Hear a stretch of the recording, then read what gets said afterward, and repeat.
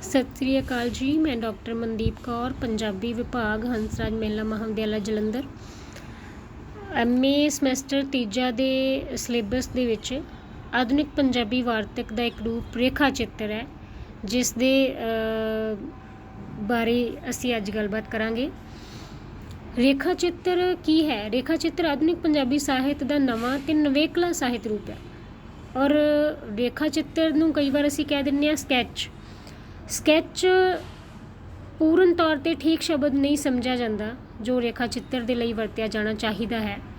ਅਸਲ ਵਿੱਚ ਜਿਹੜਾ ਸਕੈਚ ਹੁੰਦਾ ਉਹ ਕਿਸੇ ਵਿਅਕਤੀ ਵਿਸ਼ੇਸ਼ ਦੇ ਬਾਰੇ ਜਾਂ ਉਹਦੇ ਜੀਵਨ ਦੇ ਬਾਰੇ ਕਾਹਲੀ ਦੇ ਨਾਲ ਲਿਖੀਆਂ ਹੋਈਆਂ ਘਟਨਾਵਾਂ ਹੁੰਦੀਆਂ ਨੇ, ਅਤੇ ਜਿਨ੍ਹਾਂ ਨੂੰ ਅਸੀਂ ਪੇਸ਼ ਕਰਦੇ ਹਾਂ।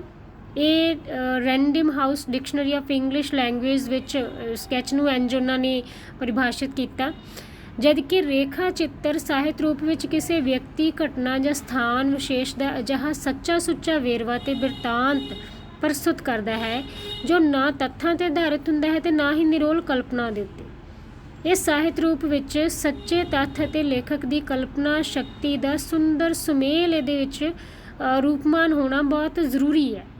ਜਦੋਂ ਅਸੀਂ ਕਿਸੇ ਦਾ ਰੇਖਾ ਚਿੱਤਰ ਪੜ੍ਹਦੇ ਹਾਂ ਤਾਂ ਸਾਨੂੰ ਇੰਝ ਪ੍ਰਤੀਤ ਹੁੰਦਾ ਹੈ ਕਿ ਜਿਵੇਂ ਹੁਣੇ ਅਸੀਂ ਉਸ ਇਨਸਾਨ ਨੂੰ ਮਿਲ ਕੇ ਹੀ ਆਏ ਹੋਈਏ, ਭਾਵੇਂ ਜ਼ਿੰਦਗੀ ਵਿੱਚ ਅਸੀਂ ਉਸ ਨੂੰ ਕਦੀ ਵੀ ਮਿਲੇ ਨਾ ਹੋਈਏ। ਸਿਧਾਂਤਕ ਤੌਰ 'ਤੇ ਭਾਵੇਂ ਰੇਖਾ ਚਿੱਤਰ ਨੂੰ ਘਟਨਾ, ਸਥਾਨ, ਦ੍ਰਿਸ਼ ਜਾਂ ਵਿਅਕਤੀ ਵਿਸ਼ੇਸ਼ ਦੇ ਨਕਸ਼ਾਂ ਨੂੰ ਕਲਾਤਮਕ ਢੰਗ ਨਾਲ ਪੇਸ਼ ਕਰਨ ਵਜੋਂ ਪਛਾਣਿਆ ਜਾਂਦਾ ਹੈ, ਪਰ ਪੰਜਾਬੀ ਸਾਹਿਤ ਵਿੱਚ ਰੇਖਾ ਚਿੱਤਰ ਸਾਹਿਤ ਰੂਪ ਕਿਸੇ ਵਿਸ਼ੇਸ਼ ਸ਼ਖਸੀਅਤ ਦੇ ਨਵੇਕਲੇ ਰੰਗਾਂ ਨੂੰ ਭਾਸ਼ਾ ਰਾਹੀਂ ਰੇਖਾਗਤ ਕਰਨ ਵਜੋਂ ਸਾਹਮਣੇ ਆਉਂਦਾ ਹੈ ਕਿ ਅਸੀਂ ਭਾਸ਼ਾ ਦੇ ਰਾਹੀਂ ਕਿਸੇ ਦੀ ਸ਼ਖਸੀਅਤ ਤੋਂ ਦੂਸਰਿਆਂ ਨੂੰ ਕਿਵੇਂ ਰੂਬਰੂ ਕਰਵਾਉਂਦੇ ਹਾਂ।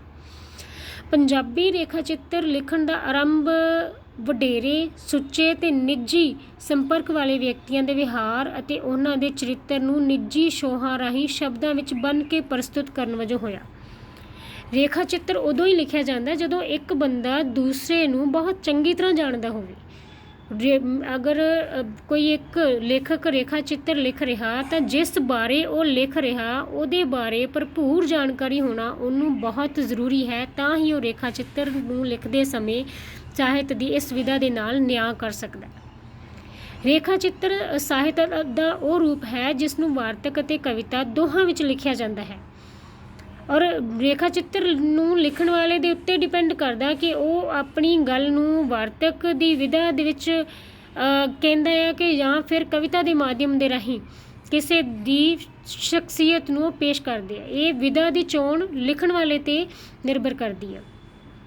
ਰੇਖਾ ਚਿੱਤਰ ਸਾਹਿਤ ਰੂਪ ਦੀ ਵਿਸ਼ੇਸ਼ਤਾ ਇਹ ਹੈ ਕਿ ਇਸ ਵਿੱਚ ਜੀਵਨੀ ਅਤੇ ਕਹਾਣੀ ਸਾਹਿਤ ਰੂਪਾਂ ਵਾਲੀ ਨਿਰੰਤਰਤਾ, ਰੌਚਕਤਾ ਅਤੇ ਨਿਬੰਧ ਵਾਲੀ ਵਿਚਾਰ ਦੀ ਭਰਪੂਰਤਾ ਦੀ ਸੰਭਾਵਨਾ ਬਣੀ ਰਹਿੰਦੀ ਹੈ।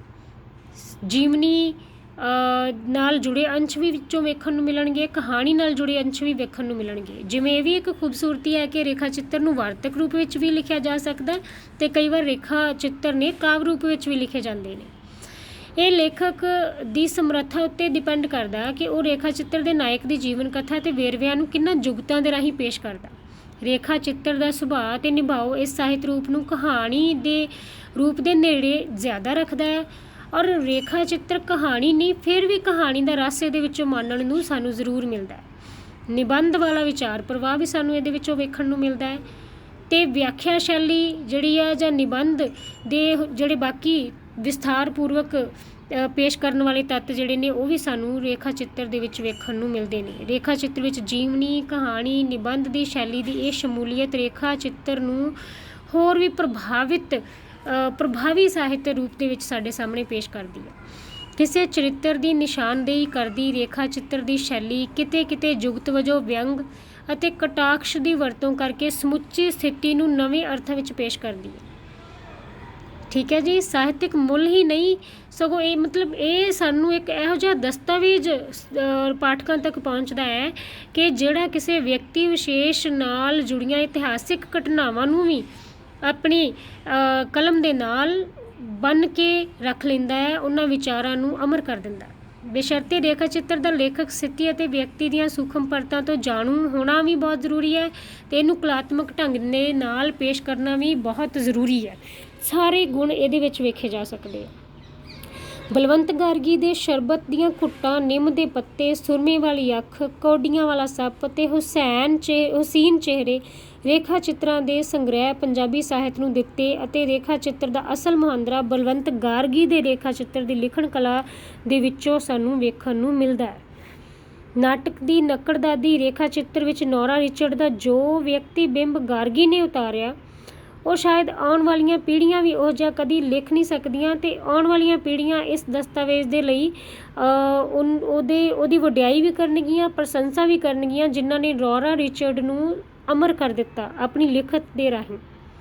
ਰੇਖਾ ਚਿੱਤਰ ਸਾਹਿਤ ਰੂਪ ਦੀ ਅਜਿਹੀ ਮੁੱਲਵਾਨ ਪ੍ਰਕਿਰਤੀ ਹੈ, ਇਸ ਨੂੰ ਪਾਠਕ ਇਹਦੇ ਨਾਲ ਵਧੇਰੇ ਜੁੜਿਆ ਹੁੰਦਾ, ਕਿਉਂਕਿ ਜਦੋਂ ਉਹ ਪੜ੍ਹਦਾ ਹੈ ਤਾਂ ਉਹਨੂੰ ਇੰਝ ਲੱਗਦਾ ਕਿ ਉਹ ਨਿੱਜੀ ਵਿਅਕਤੀ ਨੂੰ ਸ਼ਾਇਦ ਉਹ ਨਿੱਜੀ ਤੌਰ 'ਤੇ ਜਾਣਦਾ ਹੈ ਜਿਹਦੇ ਬਾਰੇ ਉਹ ਪੜ੍ਹ ਰਿਹਾ ਹੁੰਦਾ।